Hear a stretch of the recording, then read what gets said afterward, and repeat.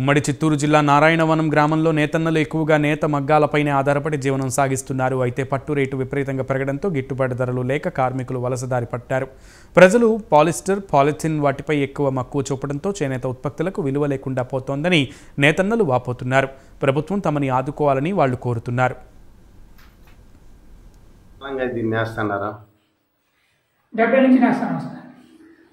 అంటే పట్టు చీరలో ఒక 27 ఏళ్ళు నేస్తాను, అంతకుముందు పంచలు నేస్తాను. ఒక పట్టు చీర 10,000 రూపాయల చీర నేయాలంటే మీకు ఎన్ని రోజులు పడుతుంది? 5 రోజులు అవుతుంది సార్. అంటే ఈ చీర 5,000 చిన్న రకం ఇది. దీంట్లో పెద్ద పొత్తు ఉంటుంది, అది కొంచెం రేట్ ఎక్కువ. నేను అంత పొత్తు నేను తీయలేను, చిన్న పొత్తు కాబట్టి 5,000 అవుతుంది మినిమం.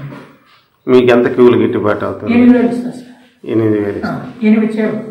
8 చీరలకి అంటే చీరకు ఎంత? 1,000 రూపాయలు. దీనివల్ల మీరు కుటుంబం పోషించుకుంటారు. దీంట్లో నేను మా భార్య చేనేతో నేర్చుకుంటూ జీవనం గడుపుతుంటాను. మా కుటుంబం దీనివల్లనే ఆధారం. తిరుపతి జిల్లా నారాయణవరం మండలం నారాయణ గ్రామ పంచాయతీలో ఉండే చేనేత కార్మికులు మాట్లాడుతున్నాము.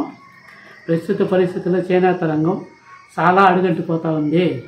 మేము గత 30 ఏళ్ళుగా నేస్తానే కూడా ఎదుగుదల లేకుండా ఇలాగే ఉన్నాము.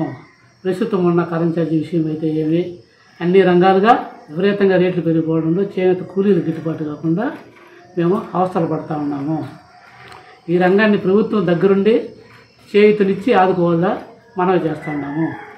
మీకు ఒక చీర నేయాలంటే ఎన్ని రోజులు పడుతుంది? మాకు దాదాపు ఒక చీర నేయాలంటే 3 నుంచి 4 రోజులు పడుతుంది. ఎంత గిట్టుబాటు అవుతుంది? మాకు ఒక రోజుకి 250 నుంచి 300 రూపాయలు గిట్టుబాటు అవుతా ఉంది.